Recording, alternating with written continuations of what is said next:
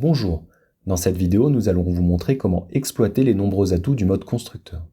Le mode constructeur a été imaginé pour vous aider à manipuler les objets, quels que soient les droits qui leur sont attachés, et à les placer précisément sur le draft. Voyons voir avec cet exemple.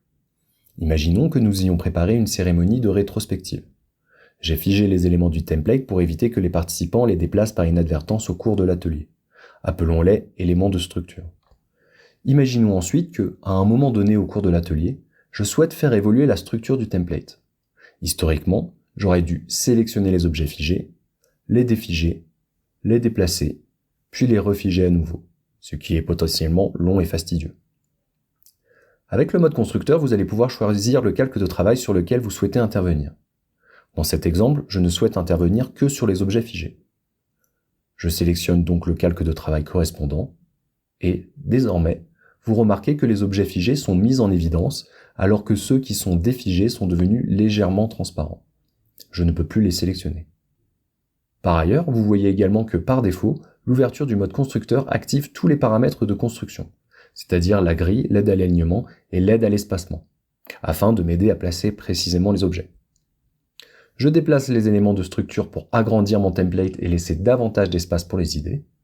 Vous pouvez voir que, lorsque je sélectionne des objets, apparaissent dans le milieu du panneau du constructeur la position de ma sélection, ainsi que les fonctionnalités d'alignement et de distribution automatique des objets de ma sélection. Ici, je vais aligner au milieu ma sélection. Vous avez également accès à une interface qui vous permet de modifier les droits d'édition des objets sélectionnés.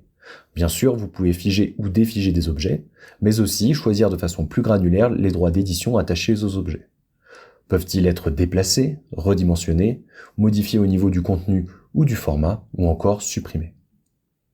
Une fois la modification de la structure de mon template terminée, je ferme le mode constructeur.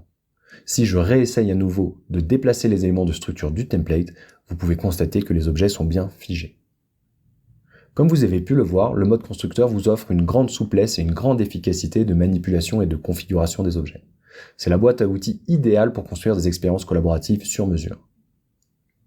C'en est tout pour le mode constructeur. Quant à moi, je vous dis à très vite pour une prochaine vidéo.